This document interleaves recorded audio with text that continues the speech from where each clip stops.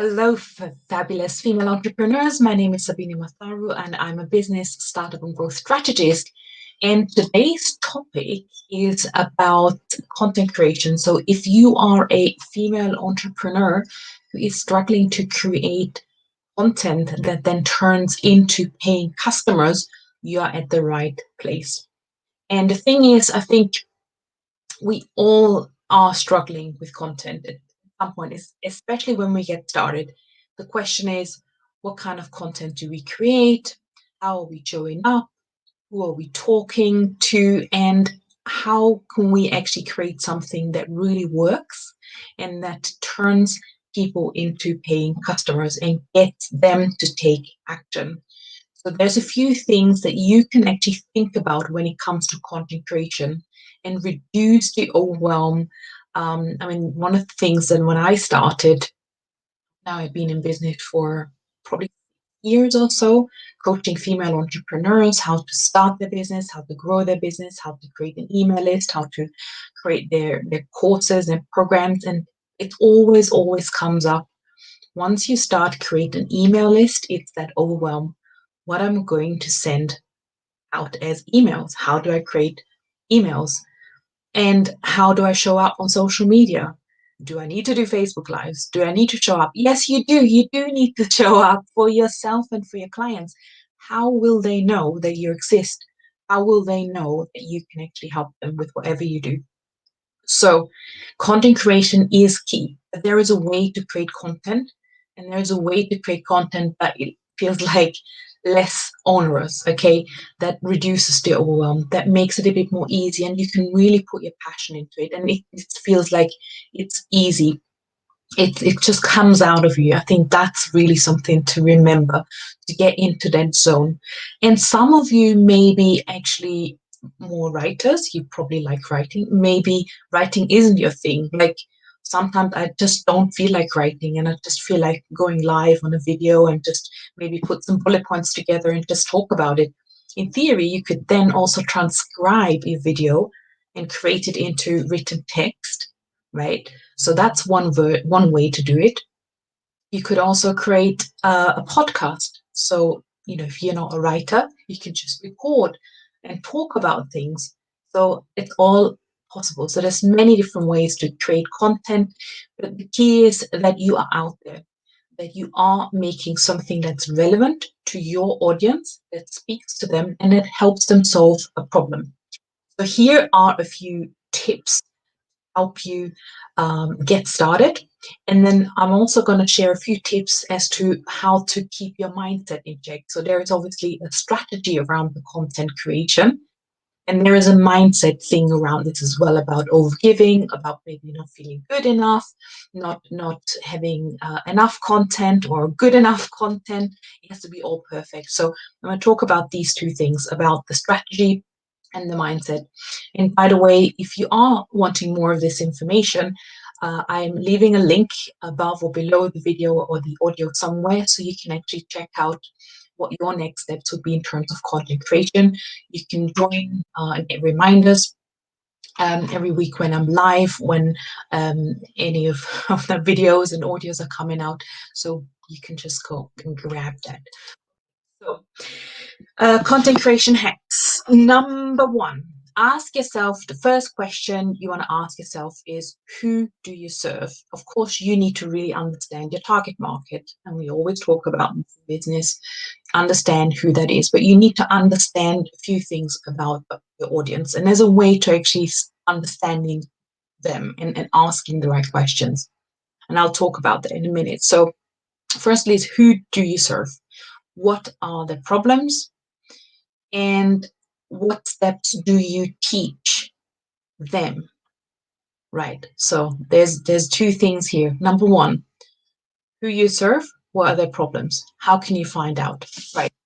You might want to find out by doing a survey. Of course, you could do officially a survey, you could use SurveyMonkey and other tools, or you could do a soft survey, and that's evergreen. It's always happening. You could do this through Facebook posts, for example. You could ask questions about your audience, which are quite soft questions. just a one-liner. And most of the time, these posts could go viral. For me, they go viral because it's a question that people can answer very easily, and they want to also know what other people are actually answering to their question. Like, for example, in my Facebook group, I ask, so on a Monday, it could be like, what's the thing that what's one thing you're going to focus on this week? So it gives my audience a chance to actually put down what they like think about, okay, what I'm going to focus on this week actually. And most of the time they come up with some work related thing that they have to go and do in their business. I want to create a sales funnel, or I want to figure out a way how to get organized better.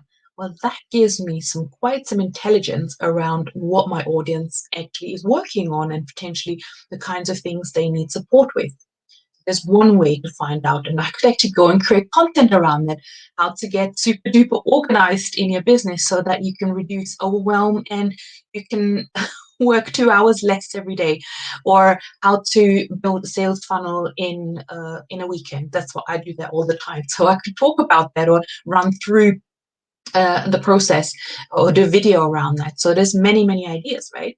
So that's one thing. And then the second thing I said, after who do you serve, what are their problems, and sort of doing a bit of a survey, the second thing is, what are the steps? What are things that you do that you teach someone or coach them through when you have a client?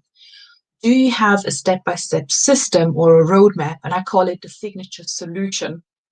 So the signature solution is a step-by-step process or modules, or however you pillars, however you want to call it, the things that you are teaching every single time. And that usually there is a kind of an audit to this as well. So before you do, so there's always like a starting point. When you get a new client, what is it exactly you do with them at the beginning? What's the second step? What's the third step? So, for example, I have a signature solution, which is called the 9 steps to predictable sales in less than 90 days for female entrepreneurs who want to grow an online business without overwhelm and frustration. So my 9 steps are focusing on creating predictable sales, increasing income and impact in less than 90 days. So now we have a time frame, which is quite handy because people want immediate gratification as well and see some results. So now you could talk about how to create something fairly fast, get some quick wins in the business or in your life. My first step, for example, is goal setting, right? So when it comes to goal setting and doing an audit around your business, you could be asking yourself a couple of questions. First and foremost, well, what are things that I didn't know when it comes to goal setting? Why is goal setting actually important? What are pitfalls in terms of not doing it well enough and maybe not following through the goals? So what are the kind of topics that are really interesting for my clients and potential clients? So those are the things you want to think about in terms of creating your content around. Because my roadmap is 9 steps, happens to be 9 steps. So I can easily create a month worth of content by just brainstorming 3 things of each of the steps. Um, and yeah, so that's another way to do it. Ask those questions in terms of, what are the problems, what are the steps that you're teaching, because what you want to do is you want to create strategic content that is always on point, that always fits within what you're actually doing, what you're actually offering. You don't want to sit here and think, well, what I'm going to post today, and you're just going to pick anything. No, you want to pick something that fits with what you do, how you help people, and one of the steps perhaps that you're helping with. So you could say, well, this is today what I've talked about, like content creation that I'm talking about today is actually step 7 in my signature solution, which is all about getting visible and connecting with your customers. Now there's 6 other steps before you can ever do this. If you want to know about these 9 steps, then message me. That kind of thing. You want to have a call to action. You want to frame where this sits and how you can help people as well. So what are other aspects? I guess in terms of the consumability, you want to make it easy to consume. You might want to pull in some questions, some content. It can be wrapped up in some interesting stories that people want to read.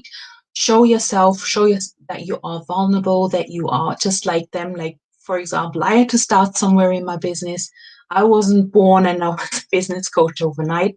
I had challenges myself with family. I was working full time still in my job when I started, so I can talk about what the challenges were when it comes to having a full-time job and a family and then starting a business, and sort of juggling all of this, right? So bringing stories, bringing your own challenges, because people can really relate to that. Um, there's another aspect here in terms of content creation. When you look at your audience, are there different levels of awareness in the audience? So are there people that really don't even know about your solution yet, and you need to really explain it to them without all the jargon? That's quite often something that happens with people who really know their stuff, experts, right? Therapists, consultants, they have certain methodologies, and they're throwing around with all these sort of vocabulary acronyms, and people may not be able to really understand unless they have already knowledge in this area. So be careful when it comes to the vocabulary acronyms that you're using, and describing the tools that you're using may not be necessary, because all the people need to know is that you are the one who can help them get to that result, and always focus on that result. Yes, focus on the pain points. This is where you might be right now. You're feeling frustrated, you're overwhelmed, you don't know how to create content that really connects with your audience. This is what you want to do. Here's a few A, B, and C, and this is what the outcomes will be. This is what you're moving towards. And it's not about you.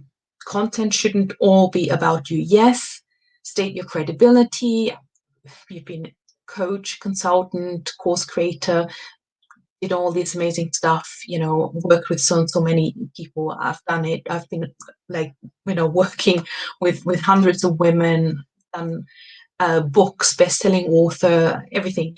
So yes, that's great, but it's only in the context of what can you do for your audience, and are you qualified? Obviously, because I've been there, I can help you, because I've seen all the different processes and what's involved in building a business and overcoming technology. Because of that, I know I can help you. That's how we want to frame it. So it's less about you, it's about what's in it for your audience, and why are you the best person to help. Okay, so that was a strategy type of bit. So it's about asking yourself, who is my audience? What are their problems? And really digging deep, and then creating content strategically around what you actually teach, and removing any jargon, any vocabulary that may be confusing, make it straight to the point, easy. When it comes to formatting, if it's a written format, obviously you want to look at highlighting a few things, bullet points, using emojis on social media and all that kind of stuff, right? Of course, there's a whole visual aspect, which I'm probably not going to talk about today, in terms of how to visually make your content attractive, because you could create obviously banners, you could create infographics, all these nice kind of pictures that go with written word. And of course, there's a whole arena of content on other platforms like video, audio, and all that kind of stuff. But I think the beginning is always having something written, even if it's a couple of bullet points, whether you're going to create a video or podcast with that, or then an infographic. You always need to start with thinking about what content connects, what is strategic, and how do you want to present it. And it's always about serving your customer all the time. And you might be sitting here thinking, well, what if I give too much and then they don't want to come into my program? Well, I guess my opinion is you can never give enough. If you really truly there to serve, um, and demonstrate your expertise and really give people some value, they'll think, wow, if her free content is so amazing, what's her paid content going to be like? And believe me, it's not about giving information. It's about transformation. We can Google everything. We can go on YouTube. We can probably even find how to create sales funnels. And then you sit in there and trying to just figure it out yourself. And that's where you're going to get stuck because you're not going to have the accountability. You don't have anyone to give you feedback when you're stuck. You can't ask any questions. That's where someone will come into a paid program, like into Quantum Growth Academy, for example. That's what we do. That's how we help women move forward and really giving them almost like the fill in the blank solution and the hand holding. That's not going to be found on YouTube, and that won't be found for your clients in terms of how to really create that transformation. So don't ever think you can overgive. It's actually not possible. So the last thing I just want to say is it's about the mindset. Quite often we may actually sabotage ourselves. And I'm not really a mindset coach, but obviously I just want to state the obvious. It's we may feel we're not good enough to put this content out there. We may feel people are not listening or don't want to listen to us, or it's not valuable enough. And then we try to perfect ourselves. So perfectionism leads, unfortunately, to procrastination. That means we're not getting out there. We're not reaching, the audiences. We're not making that impact. We're not making the income. So sometimes it's better to ditch the perfectionism, and we know it's good enough, right? We have something valuable to share. So sometimes I guess it's easier said than done, just to be fearless. Just fearless. Just think about it. If you couldn't, if you could be rejection proof in that sense, and think about, well, even if you were being judged, I mean, that's mostly um, the underlying challenge, that we feel like we're being judged when we're on social media, when we're sharing about ourselves and the content and about our expertise. But if we were rejection proof, what would happen? And also, if someone did judge you, what's going to happen? Really, nothing's going to happen physically to you, right? I know it feels like we always fear the worst, or someone's going to really put a odd comment on our video, or maybe someone's not going to comment at all. No one's watching my videos, no one's commenting. Believe me, people are watching. Even if they're watching a replay, people are watching. As long as you share with the heart at the right place, giving value, and solving a problem, supporting your client or your potential client, supporting a problem, you can't go wrong. You really can't go wrong. So I think these were the kind of things I wanted to talk about in terms of content creation. Of course, there's so much. Could be like hours and hours of conversations. If you'd like to connect with me, I have a free Facebook group called Launch and Grow Your Online Business for Female Entrepreneurs. Send me a message either on Facebook, Instagram, or the grab the free gift that I have underneath or on top of the video, wherever it is, and get on to my weekly updates when I do more of this kind of stuff. So you'll hear more about me, and feel free to reach out if you want to grow your business, your online business. You want to create a predictable system in your business where you can, know what content to create, know exactly how to connect with your customers, know how to put the technology in place, then connect. That's exactly what I do. So I look forward to seeing your comments.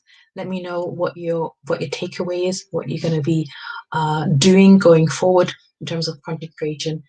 It's probably a little bit easier now as than we made up. So don't let it sort of feel like overwhelmed in terms of, oh, now I have to put myself out every single day. There is probably a second chapter to this. It's like how to reutilize, so how to purpose the content. I'll probably do another video, another podcast on this as well. So I look forward to hearing your comments. Take care. We'll see you soon.